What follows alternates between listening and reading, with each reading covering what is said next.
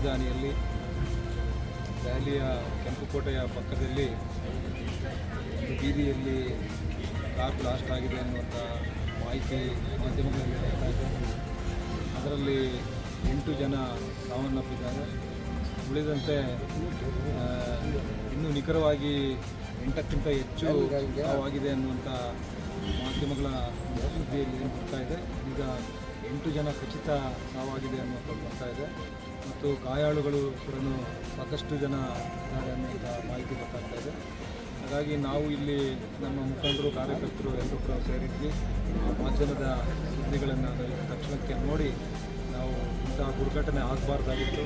ಬಹುಶಃ ಇವತ್ತು ಇಂಥ ಒಂದು ದೊಡ್ಡ ದುರ್ಘಟನೆ ಆಗಿದೆ. ಅದಕ್ಕೆಲ್ಲ ಏನೇನು ಕ್ರಮಗಳು ತಗೊಳ್ಬೇಕು, ದೆಹಲಿ ಪೊಲೀಸ್ ಎಲ್ಲ ಲಾಡ್ಜ್ಗಳಲ್ಲಿ ಇರ್ತಕ್ಕಂಥವ್ರನ್ನು ಯಾರ್ಯಾರಿದ್ದಾರೆ, ಏನು ಅದರ ಸೂಕ್ತ ಬಂದೋಬಸ್ತ್ ಮಾಡುವಂಥದ್ದಕ್ಕೆ ಮತ್ತು ಎಲ್ಲ ಕಡೆ ಕೂಡ ಎಲ್ಲ ರಸ್ತೆಗಳಲ್ಲಿ ಕೂಡ ಬ್ಯಾರಿಕೇಡ್ಗಳು ಹಾಕಿ ಎಲ್ಲ ಅಲ್ಲಿ ಸೂಕ್ತ ಬಂದೋಬಸ್ತು ಮತ್ತು ಈ ಆಸಾಮಿಗಳು ಯಾರಿದ್ದಾರೆ ಇಂಥವ್ರನ್ನೆಲ್ಲ ಬಂಧಿಸುವಂಥದ್ದಕ್ಕೆ ಏನು ಕ್ರಮ ತಗೊಳ್ಬೇಕು ಅಂತ ಮಾಡ್ತಾ ಇದ್ದಾರೆ. ಆದರೂ ಕೂಡ ಇಲ್ಲಿ ಈ ತಕ್ಷಣಕ್ಕೆ ನಾವು ಇಲ್ಲಿ ಸೇರಿರ್ತಕ್ಕಂಥ ಈ ಒಂದು ವಿಚಾರ ನಮ್ಮ ಗಮನಕ್ಕೆ ಬಂದಿದ್ದ ತಕ್ಷಣ ನಾವು ಇಲ್ಲೇ ಎಲ್ಲ ಯಾರು ಮೃತಪಟ್ಟಿದ್ದಾರೆ ಅವರ ವಿಚಾರವಾಗಿ ಅವರ ಕುಟುಂಬಕ್ಕೆ ಧೈರ್ಯ ಕೊಡಲಿ, ಭಗವಂತ ಹೆಚ್ಚು ಧೈರ್ಯವನ್ನು ತುಂಬಲಿ. ಆ ಕುಟುಂಬದಲ್ಲಿ ಇವತ್ತು ಯಾರು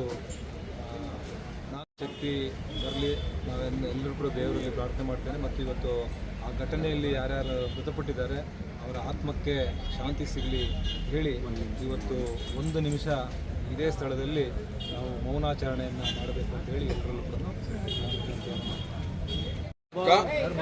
ಇದೀಗ ನಮ್ಮ ರಾಜಧಾನಿ ಡೆಲ್ಲಿಯಲ್ಲಿ ಏನು ಕೆಂಪುಕೋಟೆ ಮುಂದೆ ಟೆರರಿಸ್ಟ್ಗಳು ಈಗಾಗಲೇ ಬಾಂಬನ್ನು ಸಿಡಿಸಿ ನಮ್ಮ ಭಾರತೀಯರನ್ನು ಈಗಾಗಲೇ 8ಕ್ಕಿಂತ ಹೆಚ್ಚಿನ ಜನವನ್ನು ಬಲಿ ತಗೊಂಡಿದ್ದಾರೆ. ಹಾಗಾಗಿ ಆ ಬಲಿಯಾದಂಥ ಇವರಿಗೆ ನಮ್ಮ JDS ಪಕ್ಷದಿಂದ ಸಂತಾಪ ಸೂಚನೆಯನ್ನು ಮಾಡಬೇಕಂತೇಳಿ ನಾವು ಇಲ್ಲೆಲ್ಲರೂ ಸೇರಿದ್ದೀವಿ. ಹಾಗಾಗಿ ಆ ಒಂದು ಘಟನೆ ಬಗ್ಗೆ ನಮ್ಮ ಇದೀಗ ಬಂದಂಥ JK ಕೃಷ್ಣಾರೆಡ್ಡಿ ಅವರು 2 ಮಾತು ಮಾತಾಡಬೇಕಾಗಿ ವಿನಂತಿಸಿ.